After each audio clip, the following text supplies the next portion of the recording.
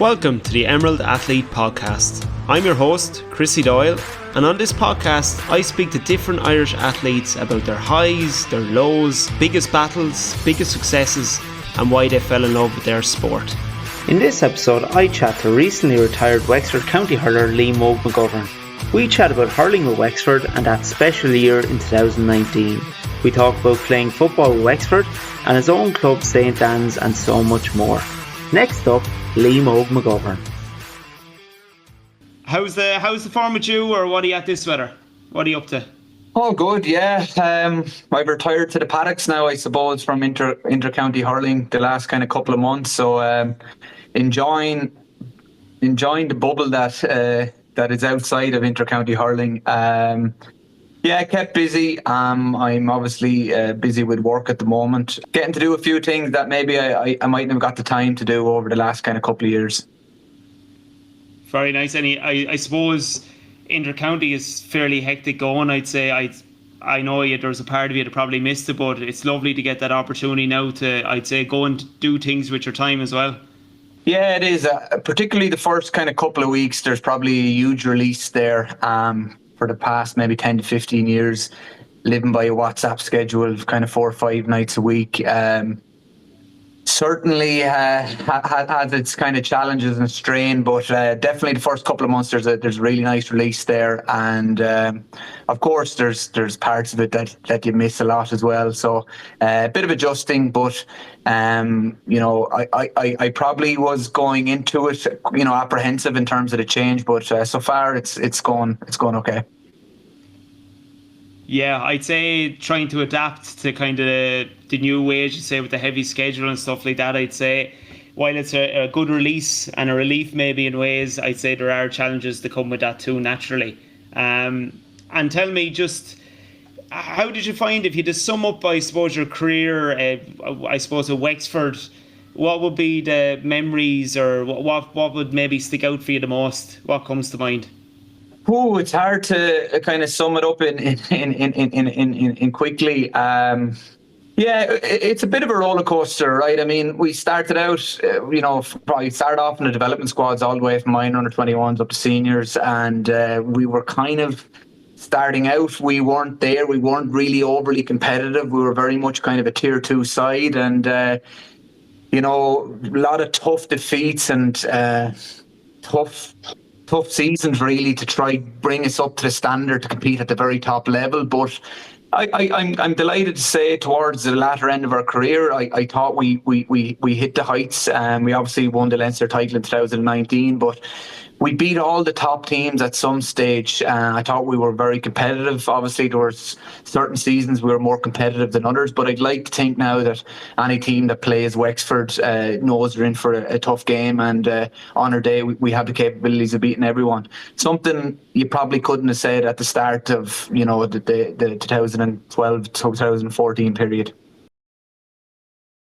Yeah, and I'd have definitely, I suppose, from the outside in, felt it definitely the same way as a fan going to the games as well. There was maybe, I suppose, hit and miss years, but I definitely would say now over the past few years we've been, well able to turn up on our day, beat the Kilkennys and teams like that, and really show up and do it, which is great.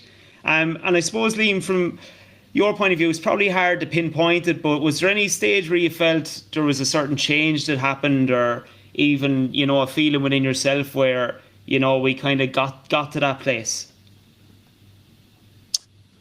Yeah, look, I'd say when Davy came in 2017, it was probably a change. I suppose it was the perfect storm as well. I mean, Liam Dunn had done a lot of great work when he came in 2013, changing the culture, changing behaviour, changing the standards, and that doesn't happen overnight. Like, that takes a lot of grunt work to change the mindset and physical makeup of players. And when he departed at the end of 2016, it was probably good timing in terms of a good platform was formed, and then Davy came in and brought it to another level. Mindset, preparation, training. There was a young, hungry group there that were ripe for kind of learning, and it was probably accumulated in a good time. And so I'd say that period In 2016, we had a big win over Cork. It was the first time in I don't know how many years we beat them. And slowly but surely, 2014, we obviously beat Clare as well. And they were big victories in terms of changing the psychology of the team. But then 2017, in terms of the level of training we did, we probably achieved a level of consistency that sometimes Wexford struggles with. Yeah, and it was great to get that consistency. Obviously, it's great throwing out the word. It's every team's dream, just to consistently turn up each day to a certain standard and play. And talk to me more, because I suppose for me as a lad going to the games and all, 2019 was a really special year. Did you feel like when you were playing and the build up to it that, I suppose you could really achieve, and get that Leinster title that year? Oh yeah, you do. When you train, I suppose there's individually and there's collectively. There's two aspects to it. But if you train, Chrissy, push your body to as far as it can go, right, and you train for a number of months, you can believe you can beat anyone. I'd say actually any year, and you go out and you put on the jersey, unless you believe you can beat anyone, it's not worth you putting on the boots and talking out, because you're probably already defeated before you set foot onto the field. But Darragh Egan always said confidence comes from evidence, confidence comes from evidence. And when you start beating teams and you start marking the best players in the game and you start getting on well, there's no substitute for that level of confidence. And 2019, you start beating those big teams in the league, get a bit of momentum and confidence. Yeah, for sure. You feel your whole mindset changes, and that's why it's important, momentum. Like every game is important. You put on the Wexford jersey, whether it's a challenge game, Walsh Cup League, individually and collective, you need to be developing your confidence, momentum. It's really crucial, particularly as you go into the championship. Yeah, and I could definitely, I suppose, see, when you turn up to a game and you can just see lads expressing themselves and taking risks. Like I remember seeing yourself in the Leinster final, and it seemed to me like you were coming into this really small gap, and Mark Fanning was hitting the ball, I would say, as hard as he could, straight to your hand, and it just looked for me from the stand like there was literally no space, and you were just catching the ball straight in your hand, turning, hand passing it out. And if you would ask anyone that was sitting in the stand, it's suicide almost just to even try and hit that ball. But it just seemed like you all had that confidence. Everything was being executed well, and it was just, working out so well. Yeah, and there's probably a lesson in that, in the fact that when we started trying that stuff in 2018, it was kind of breaking down, and a lot of moans from the crowd, and this is not the way to do it, and and then it kind of 2019 it kind of came off, and you suddenly everyone loves that style of play. Like, so you have to go through a bit of pain sometimes to get to a standard that you're happy with. But I mean, that puck out you've talked about, we would have spent hours on that in training. Even myself and Mark would have went to the field ourselves outside of training. Like, so, and that's not just me. It would have been other wing backs, cornerbacks, midfielders. Like, the level of detail, just lots of practice would have went into it. So, and then obviously on game day when it comes off, it's brilliant. But all the work is really done off the field. Yeah, and I'd say that, and it's the same with everything. Nobody sees the hot potato at training that might hop off your hand, or bouncing off the hurl. But I suppose, as you said, once you put into practice and the evidence is there in training, then you can deliver it, which is important. Yeah. Really as well, Mogi, for yourself as well, I want to talk about it, because I suppose I would see it as maybe, an inspiration maybe for other lads too. The fact that you had the two cruciates that you came back from as well, to play at a really high level. I suppose it shows great mental strength on your behalf. Can I ask you, how tough was that to get back? And you must have been really determined to say, this is not the end for me. I really want to get back in here and hurl with Wexford. Yeah, it seems like a while ago now. It's probably 8 years ago since I had the knee injuries. Maybe about 26 years of age at the time. Yeah, look, a lot has been kind of made of it, maybe in certain quarters. But I don't really. it was laid out pretty clear to me. Like, if I want to play, this is the type of work that I have to do. And I wanted to play again, and I knew pretty clearly that for me to get onto the field again, that was the work that was required. And I suppose if you're faced, Christy, with that doomsday scenario, it'd probably drive you to new lengths that you didn't know existed, both mentally and physically. And I often think, even though there were long-term injuries in terms of being off for 9 to 12 months, I knew the time frame when it happened. I sometimes think it's harder for players if they've kind of repeated hamstring injuries or calf injuries, where, say, it's a 6-week period and they do rehab and they get back onto the field, then it goes again, then it goes again and goes again. That's a roller coaster of a ride too. Like, for me, when I done the cruciate, okay, first 2 or 3 weeks, there's a lot of processing in terms of how long you're going to be out, but you know the time frame then, and it's just a different type of recovery.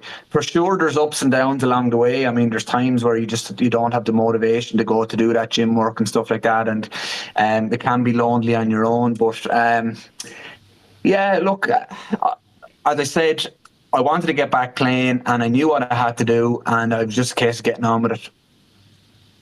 Good, and really fair play to you, because I think it's nearly a common thing now when someone hears cruciate, your face nearly turns as if to say, oh no, that's, you know what I mean, it's just such a kind of hefty thing to come back from. But as you say, it's another way of looking at it. I didn't even think of, if you have a timeline, you know what to do, that's almost becomes your goal to get yourself back. I didn't even think of it that way.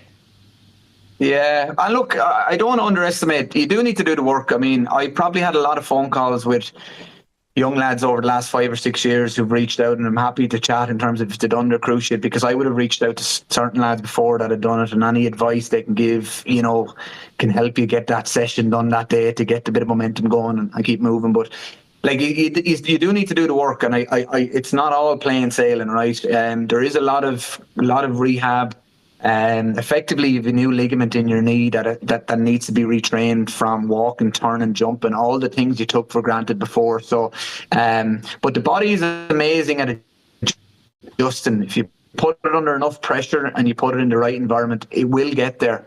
And you need patience as well. I probably, when I done it the first time, I probably rushed it a little bit, and it was probably a regrettable thing in hindsight. I probably forced it a little bit, and it wasn't maybe fully ready.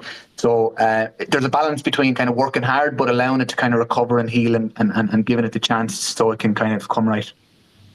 Yeah, and I'd say that balance is always the nice word to use, but it's always so hard to get the balance that you actually really need to be in the sweet spot. Is always a tough place to get to. Tell me, Liam, ask you this, because it's something that doesn't happen often.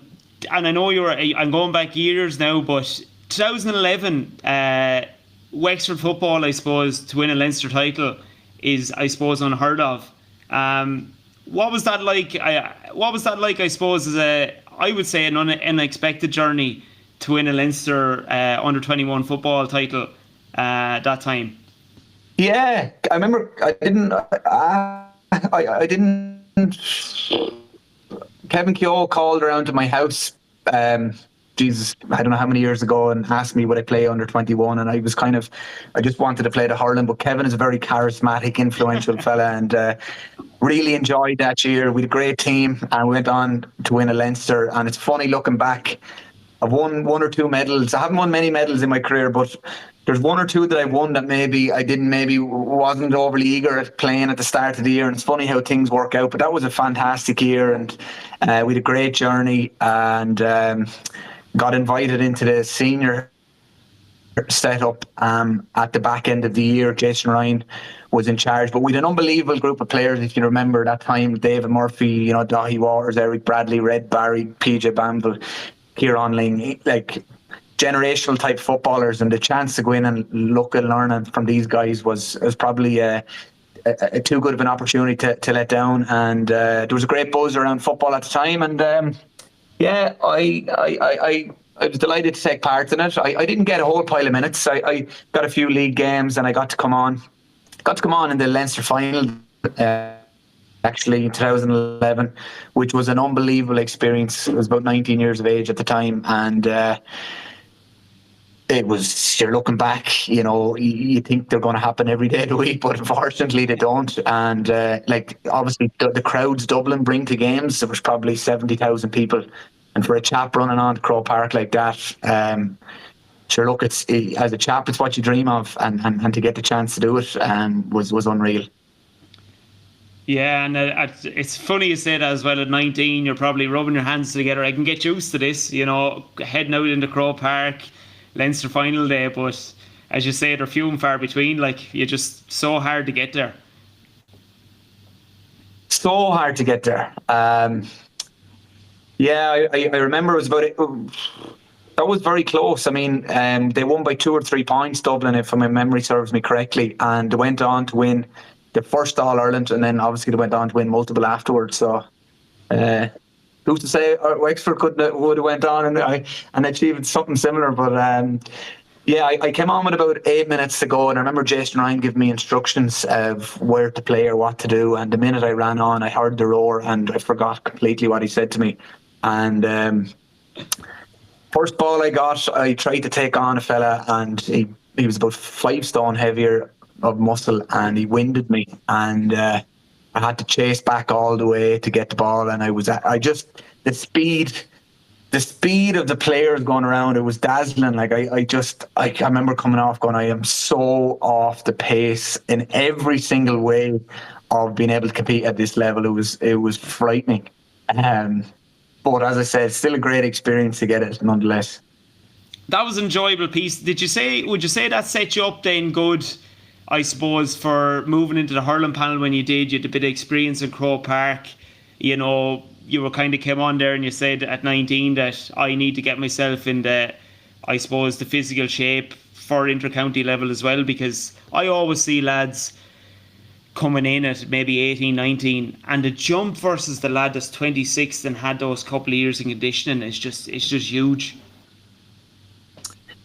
And it's even getting tougher, I would say. I always felt there was the room for the exceptional 18-year-old to come in hurling or football who was unbelievably talented to make it through, the likes of the Rory O'Connors or Conor McDonald's or these guys. But I don't see many of those happening nationally now across any county, simply because the level of strength and conditioning now is at a different level, and unless you've done the 3 or 4 years, you don't even enter the conversation. Like even what's the Offaly guy, his name escapes me at the minute, like Screeny, like what a talent, and he's still obviously adjusting to standard at this level, and he's probably one of the most skillful players in young players to come out in the last kind of couple of years. So it just goes to show you, yeah, and it does take those 3 or 4 years. I you look at the Wexford panel now, like so Richie Lawler and Conor Hearn are probably Wexford's top players in the league.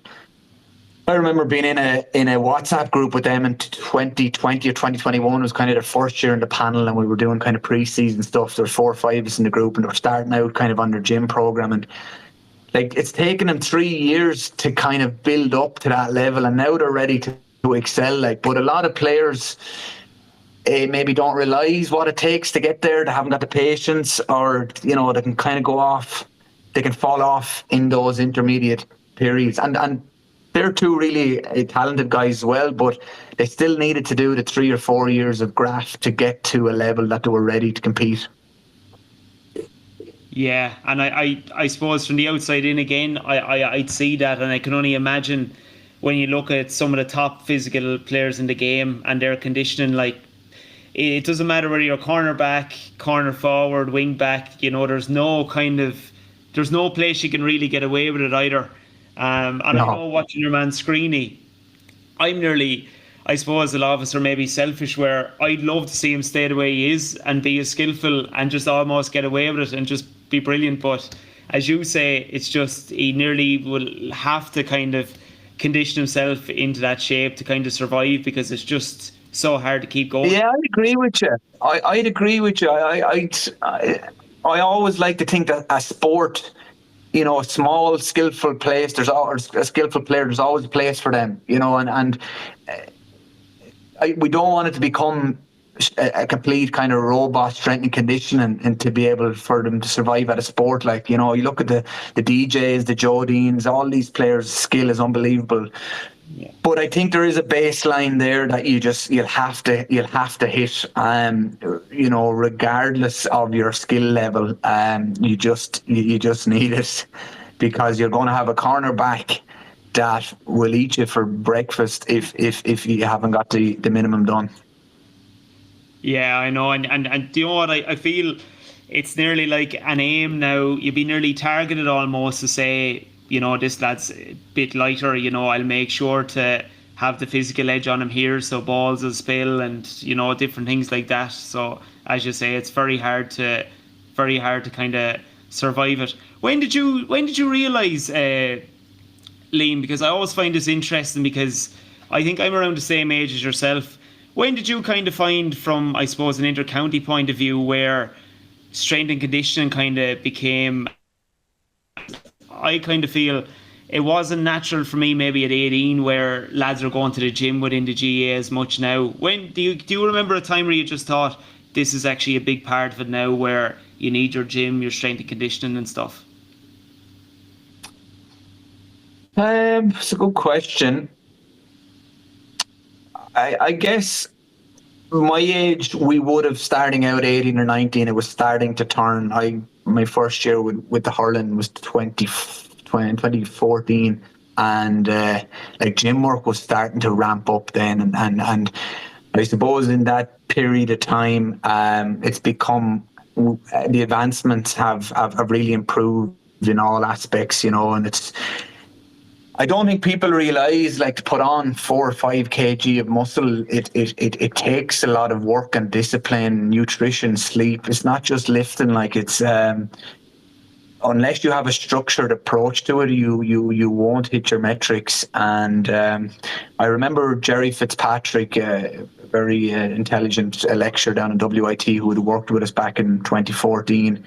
He would have maintained that the strength and conditioning levels of Wexford at the time, they just weren't at the level to compete for 70 minutes. We had enough capabilities maybe for about a 45-minute window, but ultimately in the last 15, 20 minutes, that's where the kind of strength and conditioning was going to kick on. And you see that actually, it's funny, when you get into championship and the big games in Semple Stadium or Croke Park, big pitches and warm weather, if you get to the kind of 50-minute, the athleticism then of players, and I suppose of squads, that's why it's important to have a good squad then, really starts to tell. And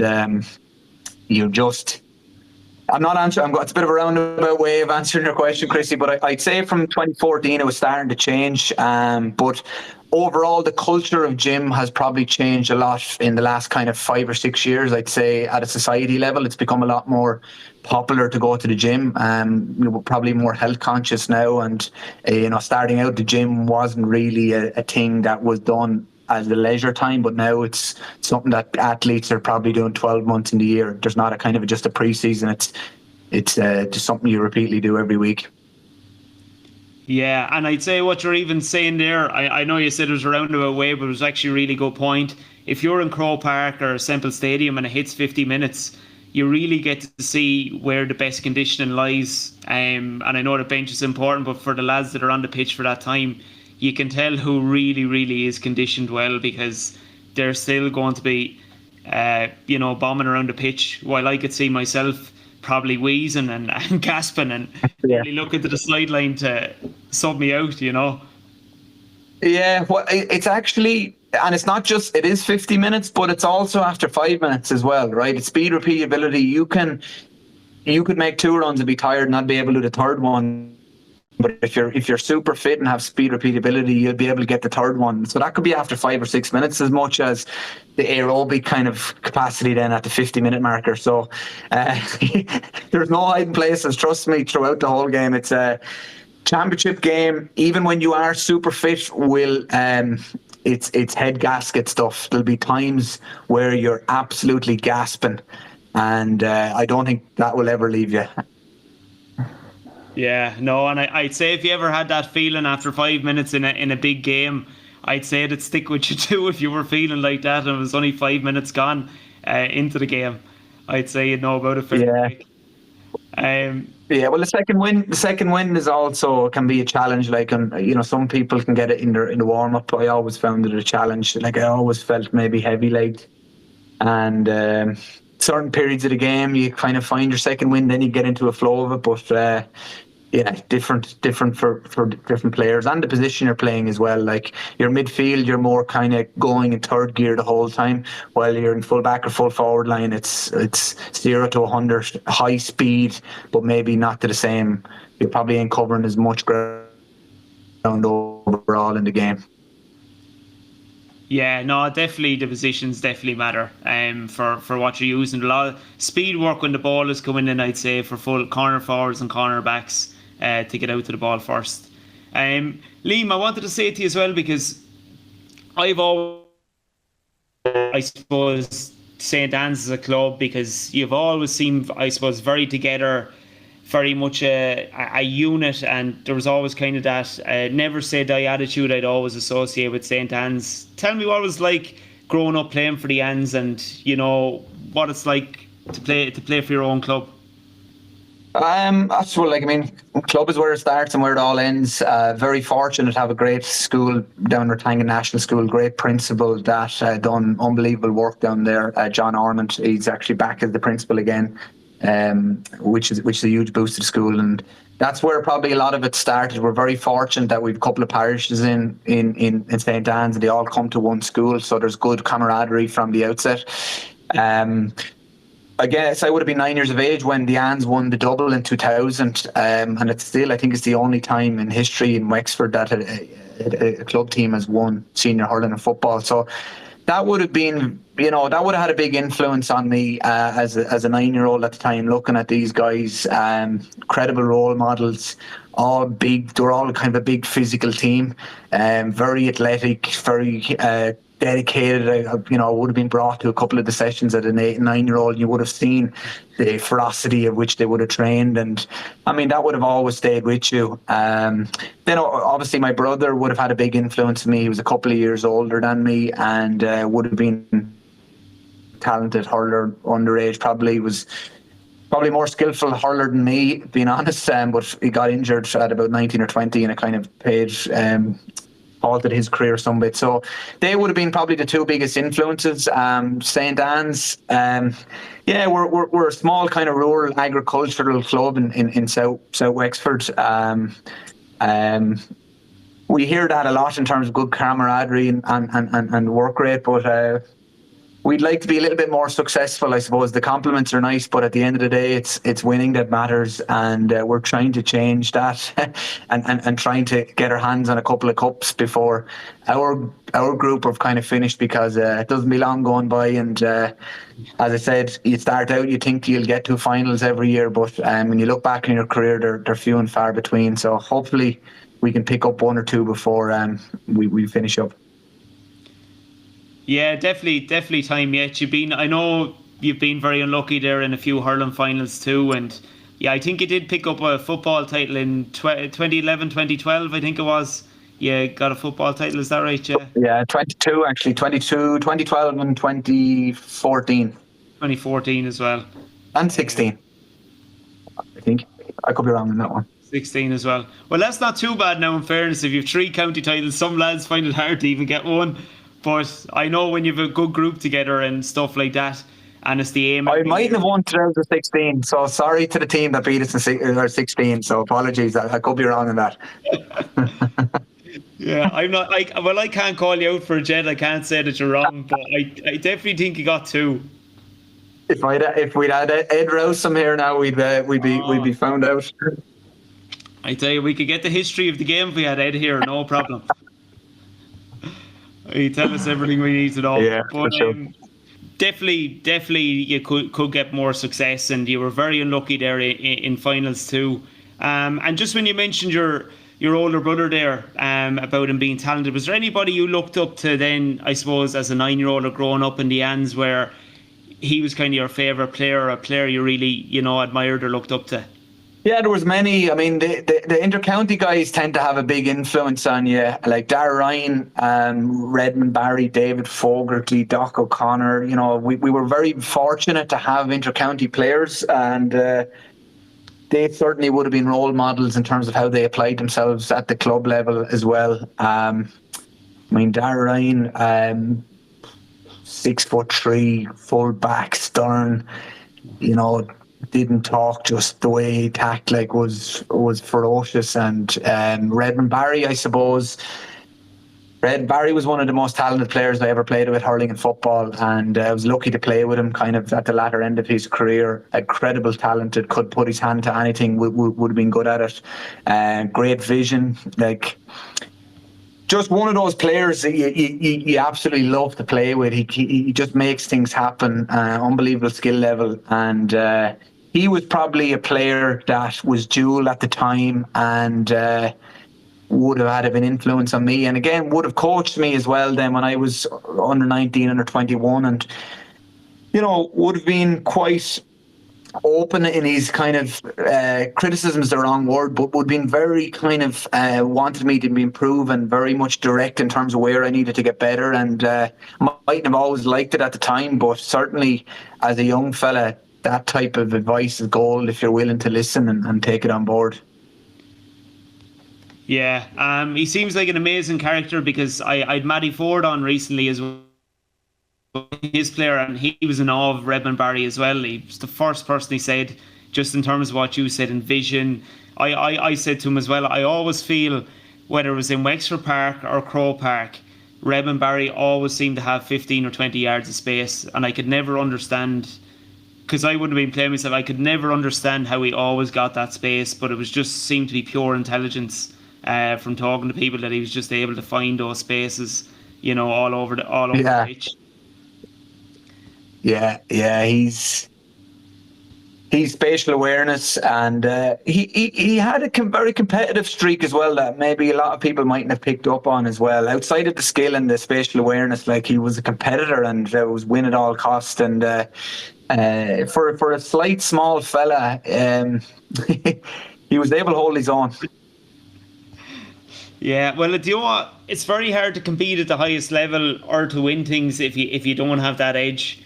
You know, I think, you know, it's very, very hard to kind of get to the top or actually win something if you actually don't have it, you know.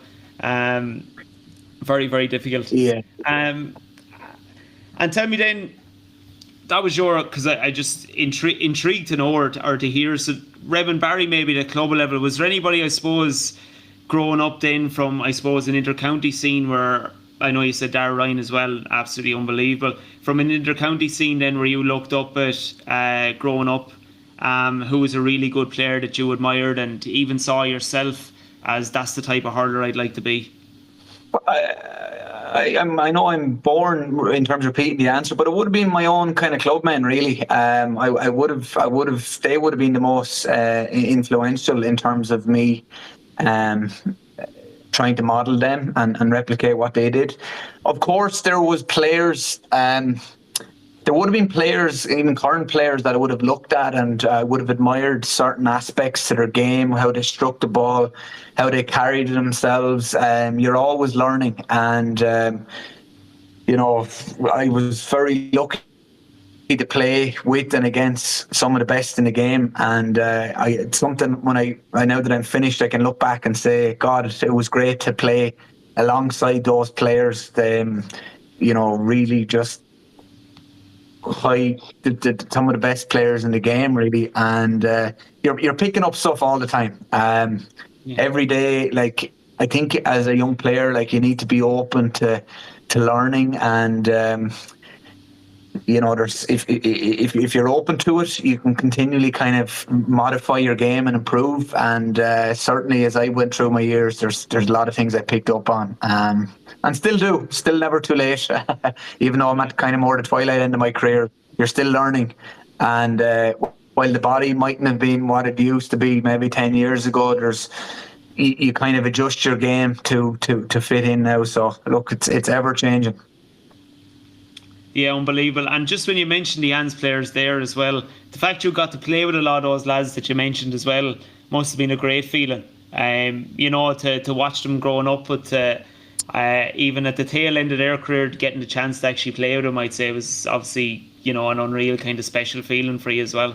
Yeah, sure. Like I never got to play with Dara now, but I got to play with all the rest of them. But I'd say I was very fortunate in terms of the role models that I had. Not only how they conducted themselves on the field, but off the field, and the type of men they were. Like I think it's important that there's role models in clubs that young players can kind of look up to and model their behaviour within reason. I think that's really important. And that young group of players that started out in Anne's, my age group, were very fortunate with the type of men that we had in our club, and something that hopefully we can pass on ourselves in our own small way. But huge honour to play with them, to walk into the dressing room, to learn from them, and something I'm very grateful for. Yeah, unbelievable. I can only imagine the feeling it would be just to look up to him, even have, let's say, like Sir Barry maybe coaching you, and then to actually go up and play with him is unreal. Would you ever venture into for even underage, or is it just because I know for some lads they like to do a little bit and kind of like to get involved as well, but do you ever do a little bit of coaching or have any interest?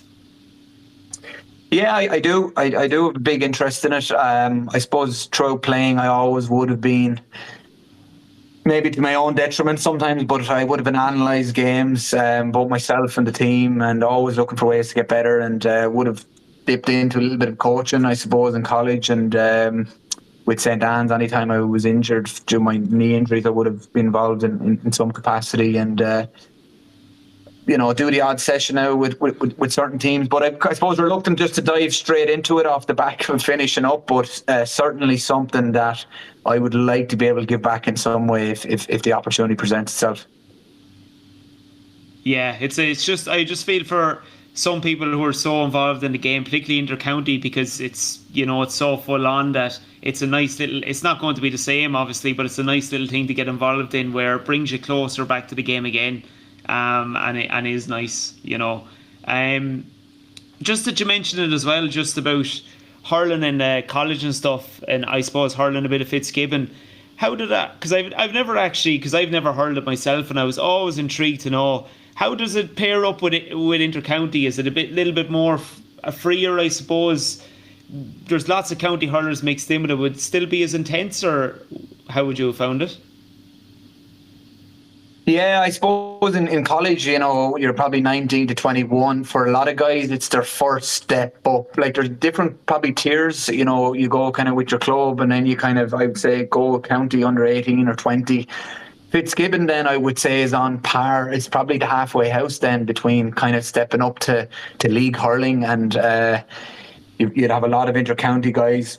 Obviously, the time of year, it's in January, and it's the ground is quite soft, so it's very physical, and it's eye opening in terms of the physicality and even the strength and conditioning. It's at a very high level, and look, it's probably not taken as seriously as inter-county, which I think is a good thing as well. I think it's important for players to go out and remember why they play the game as well, for the enjoyment. It maybe hasn't got that pressure with playing for your club or sometimes for your inter-county. So it has its own unique aspect. And then the socialising afterwards, which is an important aspect to the game as well. And I think Fitzgibbon, it's probably held on to that tradition, which is really important too. Yeah, because I always worry, looking in as well, that it's so serious. I'd always just wonder and hope that there'd be a huge social aspect for it. So to hear, I suppose, from the college hurling point of view, that the social aspect has kept going in terms of you can have your few drinks, and you haven't lost all your hurling talent by the following weekend, that you can almost go back and hurl.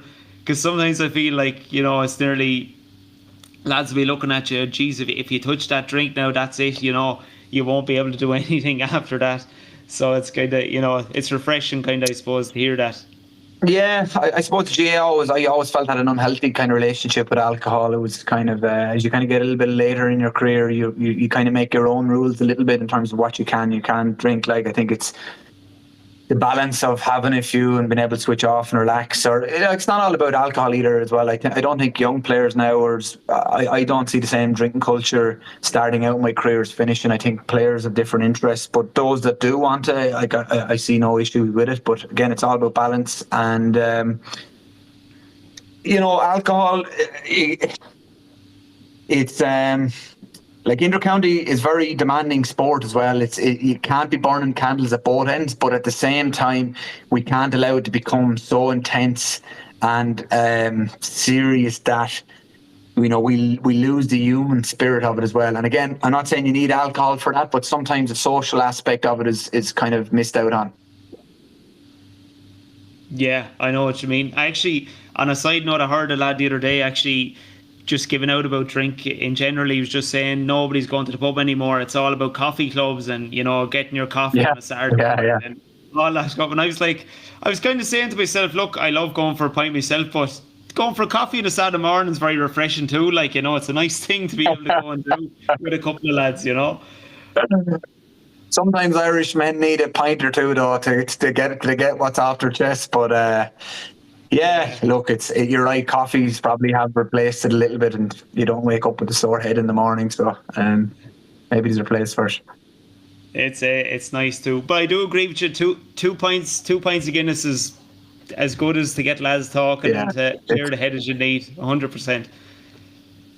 The buzz off 2 or 3 pints, you'll go a long way to get it anywhere else. Oh, you could say that again.